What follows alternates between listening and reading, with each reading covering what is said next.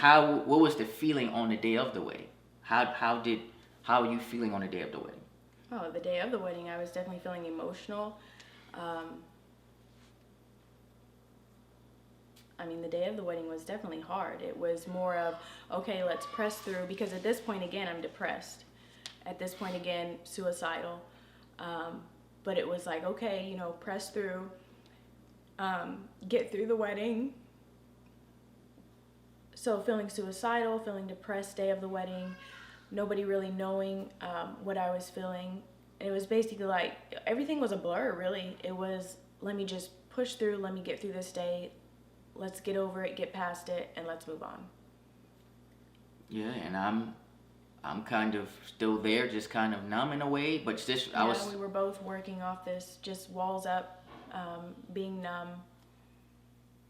So it really wasn't a happy day. Oh, it definitely wasn't a happy day. It was more of, again, let's get this going, let's get this over with. And then to move on from that, after the wedding, it was craziness. It was like, what did we both just place ourselves into?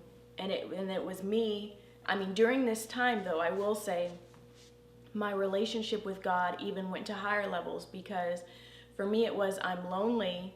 So again, I just spent all my time with God, and it was, okay, Decoy switched. Decoy is not the same person. All this stuff is going on. So I went to God about everything. Around the clock, I was praying. Praying for my marriage was the number one priority. So here I was, warring for the marriage, praying for the marriage, decrees over the marriage, around the clock, praying in tongues, doing dishes, whatever it was. I mean, spending all this quiet time trying to get answers on what I need to do, hearing from God on what is the situation supposed to look like, what do I specifically need to pray concerning my husband, concerning his heart, so that things shift. And then Decoy on the other side was, his focus was nowhere on the marriage. His focus was ministry. His focus was, that was his comfort. That's what my comfort really was, going to God. That's what I went to. His comfort was, you can explain it. I'm going to put myself in ministry. Drown myself in work, in ministry. I was just focused on ministry, and it was my comfort, because that was really, I've been doing that since I was 17. So I could just put all my energy, effort into ministry it was your getaway. To numb myself from what was going on. Instead of actually facing the marriage, instead of working on the marriage, that was the getaway. Right. I didn't even make the marriage priority at that point. I was like, I'm gonna focus on ministry, and I just can't deal with that right now. You know, not that I didn't pray for it at all, but I definitely wasn't praying for it like she was praying for it. And because at the same time, in my mind, I'm just not happy, and I just don't know what to do. But at the same time, I know I'm gonna be obedient to God. So it's kind of this thing like, man, you know, like knowing you're gonna be obedient to God no matter what, you know you can't do what you want to do. It's like, man, I can't, if I couldn't end this if I wanted to, but I wanted to, just because this was not, it didn't feel like what I wanted, which, you know, I knew you got to work in a marriage, all the stuff like that, but it was just a lot. And two, everything that I was doing in the marriage, to care for my husband, to love on my husband, all that stuff, he was blinded to it all. I remember even a few years ago, we went back and talked about it, and he was like, I don't remember that. He was literally blind to everything I was doing. It was because God would literally give me strategies. Okay, do this, do that. And it was difficult. It was, like I said, everything I was going through, the anxiety, the depression, the not wanting to be here, just the whole suicidal piece. But it was, I'm going to press through. You know, eventually this is going to come off of me. Eventually I'm going to be happy. Eventually I'm going to be joyful.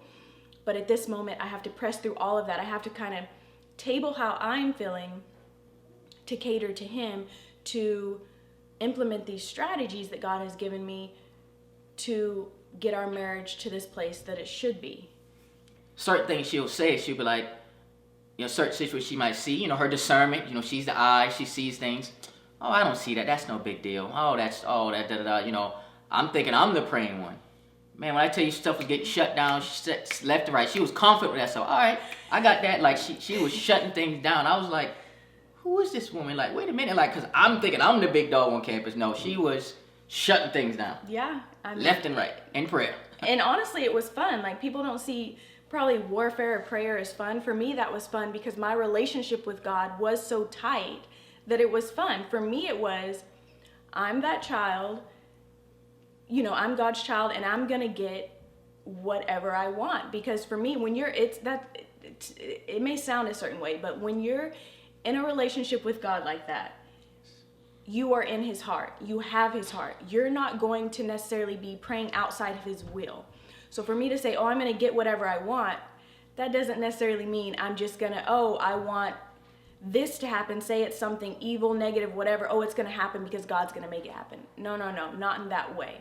Because of my relationship with God, the intimacy that we had built, it was what I pray for is going to happen. What I ask God for is going to happen because it aligns with his will. It aligns with his heart because of the level of intimacy that I had with God, that still have with God. But the whole shutting down piece, there was so many things that it was like, okay, Decoy doesn't see this. Okay, God's showing me he's blinded at the moment. That's fine. I see what the enemy's doing. The enemy, for me, it was marriage. During that time, God showed me how important the marriage covenant as a whole is to God. He showed me that. He gave me strategies on what I need to do. And he showed me, okay, Decoy's blinded at the moment. That's fine. The enemy's doing certain things in the marriage. The whole thing is, the enemy is trying to destroy the marriage. That was his number one target, was the marriage. Okay, that's your number one target. Well, I'm going to come for you. So it was that whole warfare piece. I'm going to war for my marriage. The enemy is not going to take my marriage. And so God showed me what to do. He showed me just different strategies to implement to save my marriage, different strategies to implement to protect my marriage, different strategies to implement to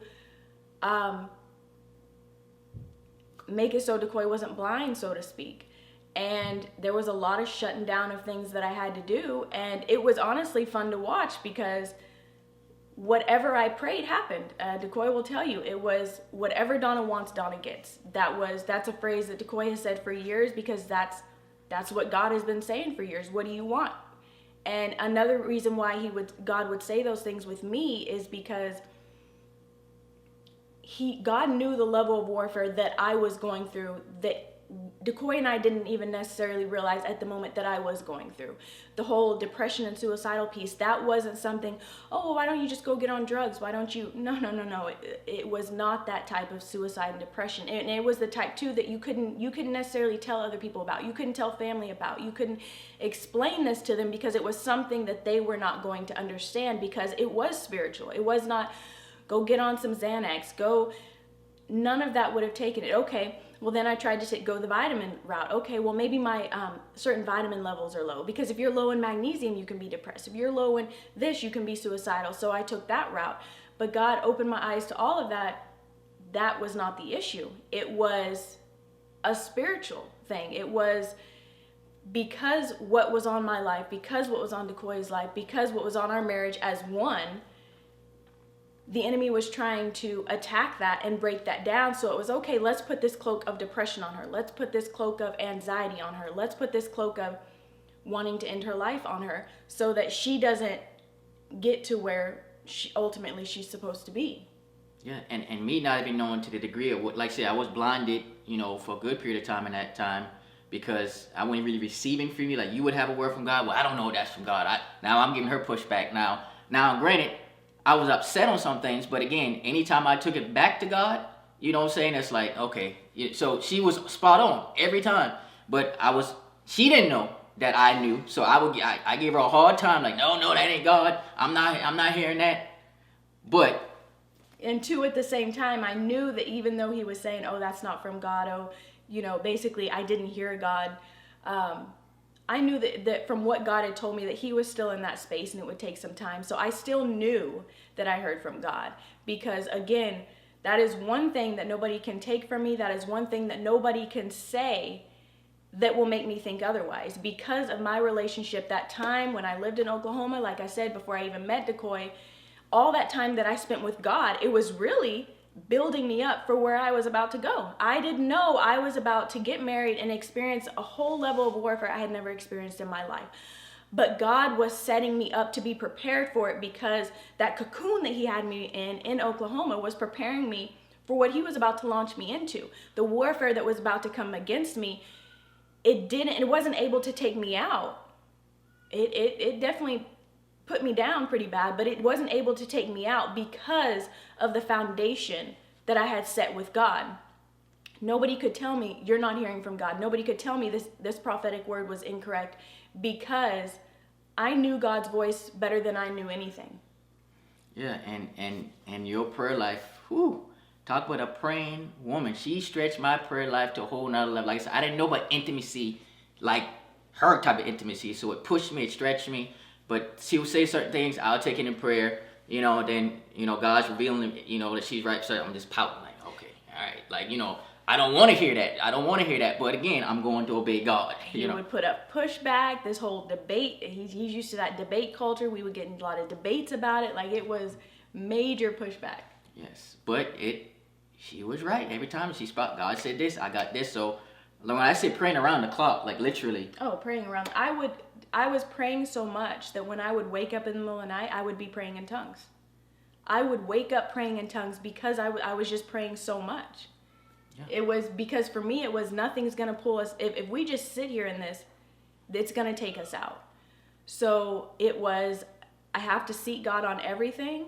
He's going to give me strategy. I'm going to implement it. And eventually, I don't know how long it's going to take, but eventually we're going to be fine. Which now we can say is... Right. And think about how your process and growing with God, because again, I was in ministry since I was 17. You got saved at how old? I got saved at 18. 18, but you really got into God about what? Probably when I was about 21 is when I really took it serious. At 18, I wasn't building a relationship. At 18, I got saved, and you think you get saved, that's it. I'm saved, I'm going to heaven, that's good enough. For me, I wanted more. So eventually at 21 is when it was like this itch inside that was like, I want more. How do I do this? So, really, Holy Spirit taught me how to hear from God. Taught me how to build a relationship with God, with Holy Spirit, with Jesus. And my relationship took off from there at 21. And here I was, church boy. I've been in church my whole entire life. And she's coming with all this stuff. And I'm thinking I'm the one who knows these things. No. It totally transformed my way of thinking. And it helped begin to shift our marriage, because she stayed on post, because we would pray about a lot of things together. Yeah, we would. That is one thing. We would stay daily. We would pray together. That was definitely a common thread. But yeah, it wasn't always the marriage that I was putting. No. As far as other things, we covered this and praying for this, these people, this situation. Yeah. We was praying. We was going to war for everybody. And think about what happened. So that segues into remember we were praying so much and for other people and warring for other people that we got burned out. We literally got knocked down for 6 months. 6 months. We didn't want to do anything. We didn't want to pray. We didn't want to read the Bible. We didn't want to worship. It was nothing, because it was like, okay, well, this person has, needs help with this, needs help with that. So we were going in for everybody, and we got burnt out. We literally got burnt out. We had to sit down. It was 6 months. Yeah, we was putting out every fire, everything, everything. And so that was, something that sat us down for 6 months, really wore us out, but it helped us recalibrate. Yeah, it was really what it was the enemy baiting us. Okay, well, if we put this fire here, they'll jump here. If we put this fire here, they'll jump here. So that's what we were doing. We were jumping from fire to fire to fire, and we got worn out. Totally. So then slowly over time, while we're still living in Charleston, basically all the prayers and strategies started working, because Decoy started shifting. It was a big shift from where we were at. The wall wasn't up. There was no him, running from the marriage, so to speak. There was no, I can feel him numbing. It started shifting. We were cooking together. So it was like we were building this friendship. His heart started softening. He was listening to what I had to say more. Yeah, definitely. It's like my eyes just began to open more and more. Like I started to see it. It started to click more, and because even at times you would even mention, it's almost like I can see you now. Like before I couldn't see you. It's almost like I can see you now. Right. It's like I can see you now. I can see you. And because the thing is, I spent so much time focus on who you weren't, or who I thought she wasn't. She was all that and more. I just couldn't see it because of the perception I put into the standard I set in my mind and thinking and not looking at all of the trauma and stuff she was experiencing. I just wanted her to just be there. And so that patience came back out again. I began to be more patient and understanding. And it's really 100%, you know, it's was her prayers and her standing firm in faith, like being unmovable, not backing down. And my heart began to turn and begin to shift. It's not like I was just doing these horrible things now. No, it he was definitely just, wasn't doing horrible we things. just weren't happy in the marriage. Yeah. There was almost like there was this disconnect, but he slowly started turning. Like little by little, you would see things start to change. You would see things starting to lighten up, so to speak. Like, and we would start having like regular date nights at home. Like I said, cooking meals together. We both learned how to cook together. Watching shows and movies together. So it started building that connection. It was no longer that wall up. He started, like I said, to lighten, and it was a great shift. It felt refreshing. It's like Yeah. you were alive, but we were going through a death. It's like it was like a death to that old me, the pieces of me that God was like, no, you're gonna deal with this. Like you didn't know this was here, but we gonna deal with this in this marriage. But you gotta face you. You can't run from you. But the enemy was trying to work on those wounds to essentially get those wounds to take both of us out. Mm-hmm. Yep, absolutely. And so now the marriage is shifting. We're going in the right direction, together on one accord. Finally. And I remember I had to go out of town, out of the state, to go preach somewhere for like 3 days. And I was missing her more. I realized, man, how much I missed her. It was just a great, it's literally like a breath of fresh air. A rebirth in our marriage, literally. You know, like, because we never experienced a honeymoon, you know, in our marriage, that honeymoon phase people talk about. We didn't have that, you know. And so I'm missing, I realized it, but then there's another story in that while I was gone. While he was gone, we homeschooled London, our son.